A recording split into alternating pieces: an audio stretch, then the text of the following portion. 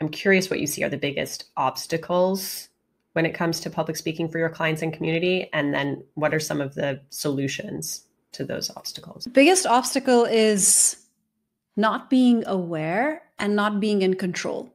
A number of clients that come to me, they have had traumatic experiences where they've either watched themselves back after doing a podcast or they've seen a recording of their presentation, and it's occurred to them that that is not an accurate representation of who they are. But it's taken them that level of trauma. And I call it trauma because it really does weigh heavily on them, and it affects their ability to say yes to future opportunities. So it takes that kind of a reality check for them to stop, reflect, and realize something needs to be done.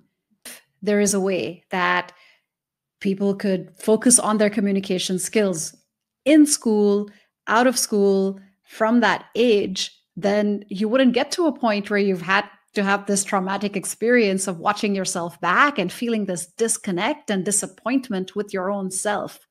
Lack of awareness is absolutely the number one obstacle. And then lack of control. A lot of people feel that the habits they've developed are not in their control. Oh, I speak fast because I've always spoken fast and that's the way I've grown up and that's the way I talk.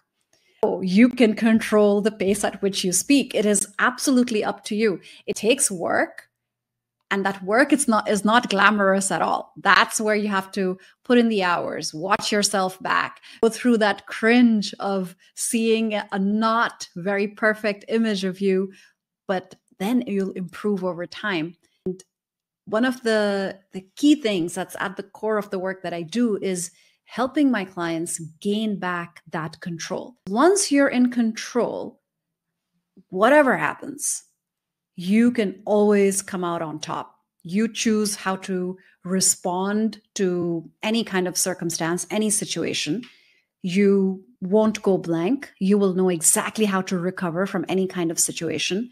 And you will be able to really play with the audience. That's the level I want my clients to be at, where they're not just memorizing and regurgitating scripts. They're not just presenting slides and educating or informing people in a one-way lecture, where they're really playing with the audience, dancing with the audience, playing with the way that they're delivering words and adding pauses and adding drama, inserting their personality into the way that they speak and show up. That's that level of control that I know they can get to.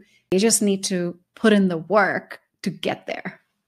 It's funny because I think sometimes, and I'd be curious if you see this too, but I think sometimes people think of whatever it is that they're presenting as this like static, perfect package that they have to deliver. And I think that that can sometimes, to your point of being able to, like, you might go up on stage and you might momentarily forget what you were supposed to say. Like, you might trip while you're walking up the stairs. You might have a technical glitch in your Zoom call, right? Like, it's a lot, especially for live public speaking, things happen, right? And if you're going into it expecting a perfect performance, that's, I think, when people can really trip themselves up, versus being like, this is a live organism. Oh, look at what just happened. Like, let's incorporate it into the real presence of the moment. It's that quest for perfection that also puts an enormous amount of pressure on yourself. The moment you can switch from, oh my God, it has to be perfect, to all I need to do is help someone with the stuff that I'm sharing. That's really it. If someone can walk away from this podcast, this presentation, this video, being a bit more knowledge rich, I've done my job.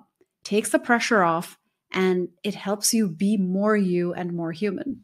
And that question of authenticity is really interesting, because I have found sometimes I also run into that, like, lack of what you called lack of control, which I haven't actually thought of it in that specific way before, because sometimes I'll, if I'm doing facilitations or people are using our application and they're like, oh, it's telling me, not to touch my face. And they're like, but I always touch my face because it's like a part of who I am. It's like my authentic self. If I were to not touch my face, I all of a sudden would be being inauthentic. And you're like, okay, there's maybe, and so you're kind of like, but to think of it as like, this is your body to decide how you move and how you, like, what messages you actually want to send to people. That's a pretty powerful way of thinking about reframing what might otherwise feel inauthentic.